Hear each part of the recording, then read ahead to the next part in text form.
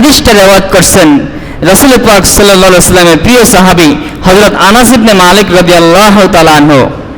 সাহাবীর নাম কি বলেন? আনাস ইবনে মালিক রাদিয়াল্লাহু তাআলা আনহু, নবীজির 10 বছরের খাদেম। তিনি বলেন, ক্বালা রাসূলুল্লাহ সাল্লাল্লাহু আলাইহি ওয়াসাল্লাম, রাসূল পাক সাল্লাল্লাহু আলাইহি ওয়াসাল্লাম ইরশাদ করেন, লা ইউমিনু আহাদুকুম, তোমাদের কেউ প্রকৃত মুমিন হতে পারবা না, কামিল মুমিন হতে পারবা না। আমাদের পরিচয় কি বলেন? আমরা মুমিন না? আমাদের পরিচয় কি? মুমিন, মুসলমান, ঠিক কিনা বলেন? আমরা ঈমানদার। আল্লাহ নবী বলতেছেন, লা ইউমিনু আহাদুকুম, তোমাদের কেউ প্রকৃত মুমিন হইতে পারবা না। তুমি মুখে দাবি করতে পারো ঈমানদার, কিন্তু তুমি প্রকৃত মুমিন, বাস্তবিক পক্ষে মুমিন হইতে পারবা না। তবে শর্ত আছে, হাত্তা আকুনা আহাব্বা ইলাইহি মিন ওয়ালিদিহি ওয়া ওয়ালাদিহি ওয়ান নাসি আজমাইন, যতক্ষণ না পর্যন্ত তোমাদের সন্তান সন্ততি, মা বাবা, পৃথিবীর সব কিছু রেখে এমনকি তোমার নিজের নফস থেকে আমি নবীকে বেশি ভালো না বাসতে পারবা, ততক্ষণ পর্যন্ত তোমরা প্রকৃত মুমিন হতে পারবা না। রাসূল পাক সাল্লাল্লাহু আলাইহি ওয়াসাল্লাম শর্ত দিয়ে দিলেন যে প্রকৃত মুমিন হইতে হইলে তোমাদেরকে তোমাদের সন্তান সন্ততি, তোমাদের মা বাবা, ধন সম্পদ, পৃথিবীর সকল মানুষ, এমনকি অন্য হাদিস আসছে এমনকি নিজের নফস, নিজের থেকেও আল্লাহর নবীকে বেশি ভালোবাসতে হবে, বেশি মহব্বত করতে হবে। ততক্ষণ পর্যন্ত যদি এটা করতে না পারো, তাহলে ততক্ষণ পর্যন্ত তোমরা প্রকৃত কামেল মুমিন হতে পারবে না। তাহলে সব কথার এক কথা, কোরআনের আয়াত যে কথা বলতেছে, হাদিসে সেই কথা বলতেছে যে সব কিছু থেকে বেশি ভালোবাসতে হবে কাকে?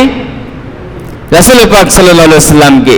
সব কিছু থেকে বেশি মহব্বত করতে হবে নবীকে, এমনকি নবীকে অনুসরণ করতে হবে। এমনকি নিজের নফস থেকে মানুষ বেশি মহব্বত করে সন্তান সন্ততিকে, স্ত্রী পরিবার, মা বাবা, এদেরকে মহব্বত করে, এর চেয়ে বেশি মহব্বত করে নিজের নফসকে, নিজের চেয়ে সন্তানকে বেশি ভালোবাসেনি। এমন একটা মুহূর্ত আসছে, হয়তো আপনি বাঁচবেন অথবা সন্তানকে বাঁচাইতে হবে। পরিস্থিতি দেখা যায় দুই একজন, শতকরা একজন হয়তো তখন সন্তানের মহব্বতে সন্তানকে বাঁচানোর তাগিদে সন্তানের দিকে লক্ষ্য করে, কিন্তু অধিকাংশ ক্ষেত্রে মানুষ সবসময় নিজেকে বেশি মহব্বত করে, ঠিক কিনা বলেন? এই জন্য আল্লাহ নবী বলছেন, এমনকি নিজের নফস থেকে বেশি মহব্বত করতে হবে। যদি এইটা করতে না পারো, তাহলে ততক্ষণ পর্যন্ত প্রকৃত মুমিন হতে পারবে না। এবার আরেকটা হাদিস শোনেন। রাসূল পাক সাল্লাল্লাহু আলাইহি ওয়াসাল্লাম তিনি ওমর ইবনুল খাত্তাব রাদিয়াল্লাহু তাআলা আনহুর হাতকে এভাবে বগলের তলে নিয়ে নবীজি হাঁটতেছেন। অনেক সময় মুরব্বীরা ছোট বাচ্চাদেরকে অথবা যাদেরকে মহব্বত করে তাদের হাতটা এভাবে ধইরা হাঁটে না, কথা বলে না, নসিহত করে না। মনে করেন একটা ছেলে, সে বিপথে হাঁটতেছে, তখন একজন মুরব্বী, তার মামা, চাচা অথবা মুরব্বী একজন, তাকে এভাবে ধইরা নির্জনে নিরিবিলি একটু হাঁটে আর বুঝায় যে বাবা তুমি এটা করো কেন, এটা তো তোমার করলে তোমার বাবা মা লজ্জিত হইবে, সমাজে তুমি এটা খারাপ কাজ করতেছো, এরকম বুঝায় না? ঠিক রাসূল পাক সাল্লাল্লাহু আলাইহি ওয়াসাল্লাম ওমর ইবনুল খাত্তাব রাদিয়াল্লাহু তাআলা একটা হাতকে বগলের তলে নিয়ে হাঁটতেছে আর বলতেছে, ইয়া ওমর, যদি তুমি তোমার নফস থেকে তুমি নবীকে বেশি ভালোবাসতে না পারো, তোমার সব কিছু থেকে নবীকে বেশি ভালোবাসতে না পারো, তাহলে তুমি প্রকৃত মুমিন হতে পারবা না। ওমর ইবনুল খাত্তাব রাদিয়াল্লাহু তাআলা বললেন, ইয়া রাসূলুল্লাহ, আমি আমার নিজের নফস ব্যতীত পৃথিবীর সব কিছু থেকে, আমার সন্তান সন্ততি, আমার স্ত্রী পরিবার, মা বাবা, আমার ধন সম্পদ সব কিছু থেকে আপনাকে বেশি মহব্বত করি। রাসূল পাক সাল্লাল্লাহু আলাইহি ওয়াসাল্লাম বললেন, লা ওমর, তুমি এখনো প্রকৃত মুমিন হতে পারো নাই। কিছুক্ষণ পর ওমর ইবনুল খাত্তাব রাদিয়াল্লাহু তাআলা আনহু বললেন, ইয়া রাসূলুল্লাহ, ইয়া হাবিবাল্লাহ, এখন আমি আমার নফস থেকে আপনাকে বেশি ভালোবাসি। আমি ওমরের জীবন, আমি ওমরের নফস, আমি ওমরের রূহ, আমি ওমর, আপনার মহব্বত আমার কাছে বেশি গালেব হয়েছে। আল্লাহ রাসূল বলেন, আল আন ইয়া ওমর, ওমর, এখন তুমি প্রকৃত মুমিন হয়েছো। তাহলে রাসূল পাক সাল্লাল্লাহু আলাইহি ওয়াসাল্লাম এখানে শিক্ষা দিলেন যে প্রকৃত মুমিন হইতে হলে সবচেয়ে বেশি রাসূল পাক সাল্লাল্লাহু আলাইহি সাল্লামকে ভালোবাসতে হবে, মহব্বত করতে হবে। যদি এটা করতে পারি তাহলে আমরা কি হব? প্রকৃত মুমিন মুসলমান হতে পারবো।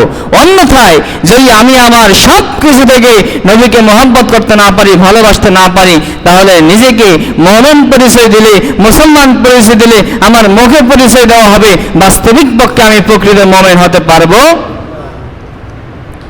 এজন্য আমাদেরকে খেয়াল রাখতে হবে যে আমাদের জীবনের সব কিছুর ঊর্ধ্বে যেন আল্লাহর নবীকে মহব্বত করা হয়। আল্লাহ নবীর শান রক্ষার্থে, আল্লাহ নবীর ইজ্জত রক্ষার্থে, আল্লাহ নবীর জন্য জীবন দেওয়ার জন্য প্রস্তুত থাকতে হবে। যেখানে আল্লাহ নবীর শানের খেলাফ হবে, যেখানে আল্লাহ নবীর শানে বিয়াদি হবে, সেখানে প্রত্যেকটা মুসলমান তার একদিন বিরক্ত থাকা অবস্থায় সে নবীর জন্য জীবন দেওয়ার জন্য প্রস্তুত থাকবে, সে নবীর বিরুদ্ধে আচরণকারীদের বিরুদ্ধে দাঁড়াবে। এটাই হবে ঈমানের দায়িত্ব, এটাই হবে একজন মুমিন মুসলমানের প্রকৃত দায়িত্ব। আল্লাহ আমাদের কবুল করুক, বলেন আমিন।